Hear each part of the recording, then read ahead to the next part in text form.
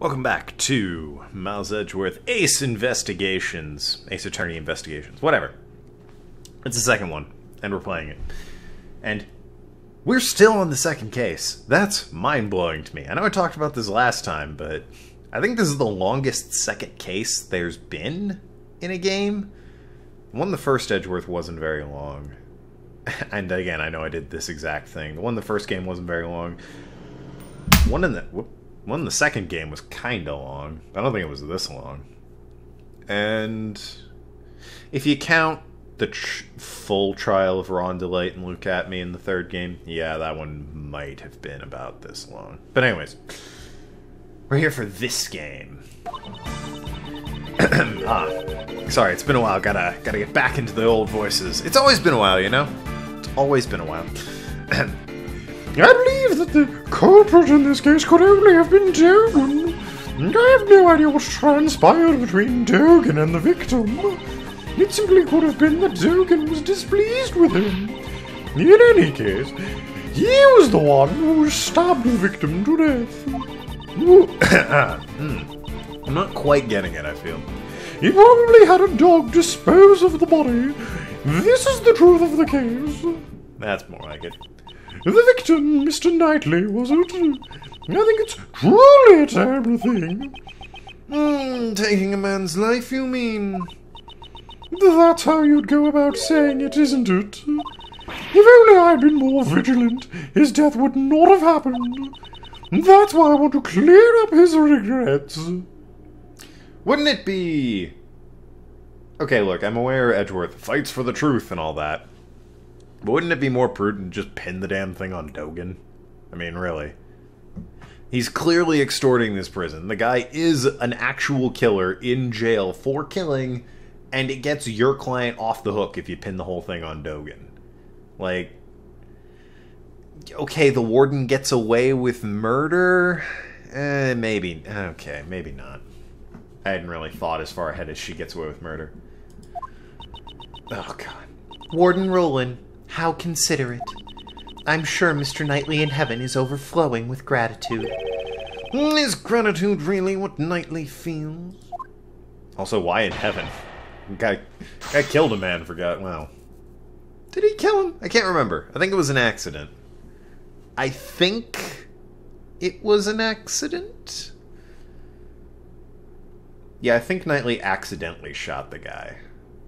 I'm pretty sure that's what happened. And they were, like, covering it up. Maybe... No, it might have been on purpose. I can't really remember. I believe the culprit in this case can only have been Dogen.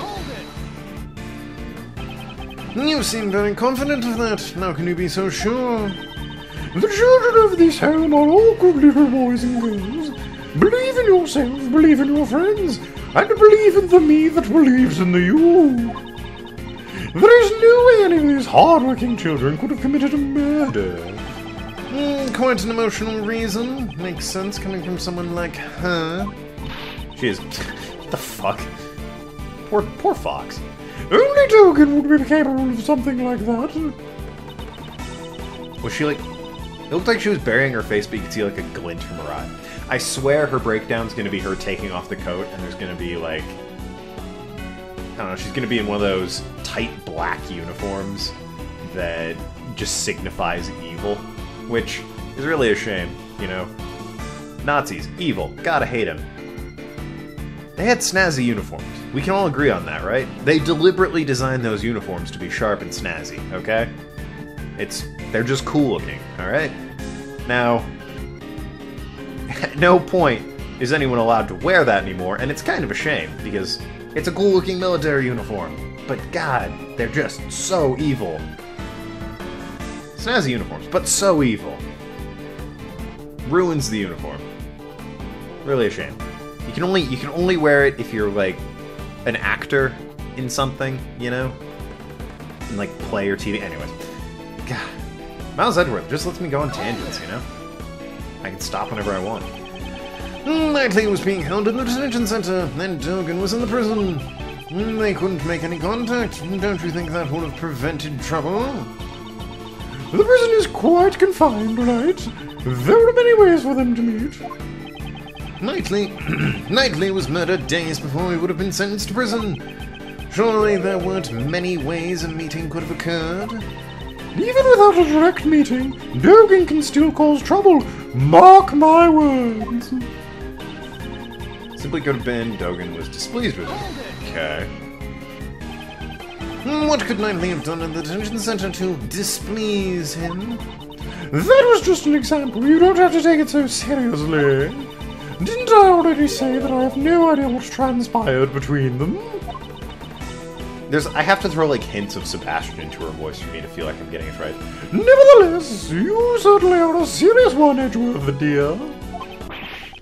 What's this? That piercing gaze? What is it Gaunt called him in the first game? Edgy boy? That's like what Old Bag calls him. What does Gaunt call? Help me out in the comments. What does Gaunt refer to Edgeworth as?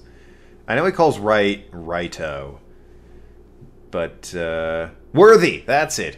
Now, Worthy! You simply must understand. You screwed up. That guy was fucking terrifying. I love Gaunt so much. Probably my favorite villain in this series? It's hard to say. Von Karma's very good. Yeah, probably Gaunt, honestly. God, he's great. That wasn't much of a piercing gaze. Always standing straight and stiff. Very nice, looking very clever, my dear. I think I'm about to become your biggest fan. You have a lot of competing, Jew. Mr. Edgeworth, stay focused. It's just a flesh wound. Nice Monty Python reference, localizers. And I know it's a fan translation, but when I say localizers, I'm just referring to them. Right, is this some sort of psychological warfare? In any case, he was... Okay, he's the only one who stabbed the victim. He was the one who stabbed the victim. Crap. I feel like I had food in the back of my throat suddenly. Doesn't that always happen? I'd like to hear your thoughts about the circumstances surrounding the murder. Well, I suppose it was a simple job. During his booking, I learned the victim had some kind of injury to his neck. Yeah, he got that from... what's his name? Shelley the Killer. He couldn't turn his neck to the right. I remembered him saying something like that. Booking. That's the process one undergoes before being locked up in the detention center. It sounds like you don't really know a lot about Knightley. I only know a little. In any case, he would have been an easy target for Dogen. Perhaps he used the chisel hidden in the chessboard. The victim wouldn't have even had a chance to scream. I see. Your opinion will be a very valuable reference. Could you add those last statements to your testimony? No, you're making me blush. You're so C-U-T-E. I'm just kidding. I'll continue. Alright, so... perhaps he used the chisel hidden in the chessboard. I'm guessing... Apparently he had a chisel inside in order to get past security. How did she know about that, would be the question. Traces of blood, Dogen hid inside the dog's mouth. There's a small bell attached. I'm guessing I present the chessboard here and ask her how she knew about it. But let's press the statement just in case. The chessboard. The thing that the victim brought with him. Oh, he didn't bring that with him. It seemed he really enjoyed playing chess. How could I have guessed that chisel would be hidden inside of it? The chisel and chessboard. That fact is only known by a select few people. Alright, they're giving it to me. This was the answer we arrived at from our reasoning after all. So then why did she know about this? In Dogen's hands, even a chisel is enough to be used as a lethal weapon. Alright. Sure would have been a simple job. I'm guessing I present the chessboard. Objection! Music stopped, always a good sign. Excellent. The chisel should work there too. I can see the chessboard being the logical thing to present, but there are some cases where you're allowed to present more than one thing and you'll arrive at the same conclusion. That should be one of them, and you should be allowed to present the chisel. There's a famous one where there's something you really obviously need to present, but it doesn't work. I can't remember the example, but there's something in Phoenix, right, where what you present is freaking obvious, but the game's like, no, it's the other thing. Which, you arrive at the same conclusion had you presented evidence A. It's just an oversight on their part, really.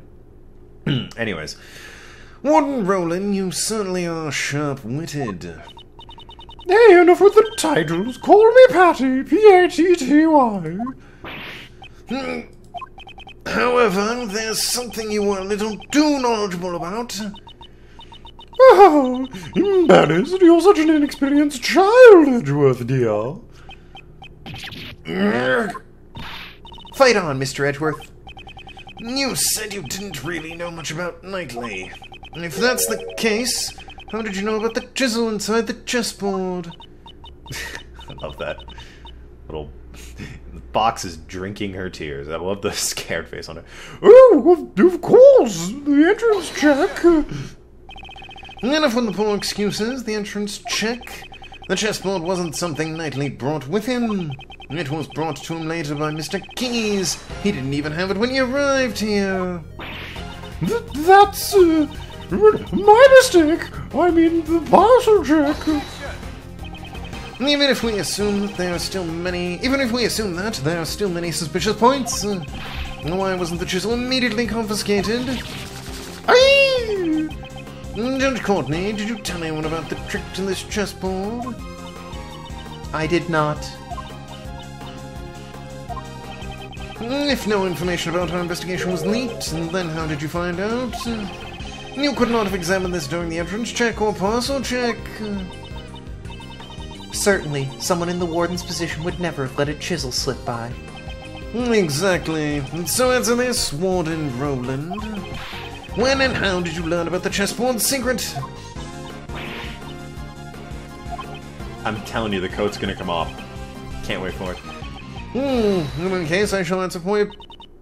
I give up, Edgeworth, dear. It's as you say.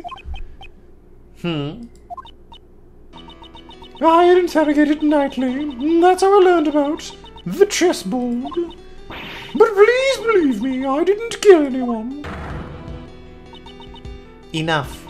It would appear that we have uncovered some vital information. So we should keep going rather than saying enough, you stupid bitch. God, I hate her. I'll ask you to testify once more, if that's all right with you, Prosecutor Edgeworth. What is happening? People below me must be moving something. No objections here. Thank you, Edgeworth, dear. I'll do my best. Still freaks me out. Well then, Warden Roland, I trust there will be no lies from here on out. Her pool of lies is slowly running dry. Soon I will bring out her true nature. My story, part 2. I wouldn't go so far as to call it an interrogation. I always make sure to talk to all the new arrivals. Mr. Knightley, yes, we had a little chat. After our talk, he went right back to his cell, I assure you. Alright. She's piling lies on top of lies, not realizing that it only tightens the noose around her neck. You speak with new prisoners, you say? That's right. I'm glad you understand. Your testimony is not solid evidence. It requires more than just understanding. Well then, Prosecutor Edgeworth, you may begin your cross-examination. The rebuttal. I wouldn't go so far as to call it an interrogation. You're certain you interrogated him the day before the show? Yes, around 3 a.m. on the 27th. 3 a.m.? Isn't that a bit late? Or early? 3 at night. That matches the time of death of Knightley's autopsy report. Wait, what? Oh, wait. Where is the autopsy? So this? Yeah. 3 and 6 a.m. March 27th. So she interviewed him at 3 a.m.? I stick with what was she doing here? That's... The warden doesn't, like, live at the prison. They go home at night. Warden's there to run the place. There are guards that certainly work the night shift, but... You summoned him that... in old times... I say old times, like, early 20th century to mid-20th century, there were places for, like, certain guards and wardens to live nearby the prison, but with the exception of Alcatraz, I'm pretty sure none of them lived ever at the prison. You summoned him that late at night, and he wasn't asleep? Well, a guard was attacked in Knightley's cell, remember? After that incident, we checked his cell and inquired about the circumstances. I'm sure the excitement made it hard to sleep. Knightley was wide awake, you know. So even though it was highly irregular, you still carried out this late-night interrogation? Edgeworth, dear, you're so mean. It may have been irregular, but the truth is I had him moved. You can call it what you like, it still doesn't change the facts. Please excuse him. I'll give my incompetent apprentice a good scolding later. But for now, mademoiselle, what do you mean when you said you had him moved? I thought it was obvious, monsieur. I spoke to him in my office. What office? The route she used to move Knightley's body. Please add that statement to your testimony.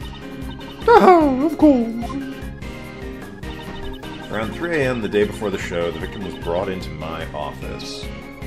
Well, the time of death said it was between 3 and 6, so provided the interview didn't last like 3 hours, this checks out. And where is your office located exactly? You know that sign in the detention center hallway? You mean the one that says no entry? Yes, it's just a short walk up that aisle, about 5 minutes from the cell block. I've heard that room exits into the courtyard. Of course, that side of the courtyard is my private garden. Oh, I get it. You're going to say I used that route to move the body. Indeed, you must have been able to use it, if you'd used that route.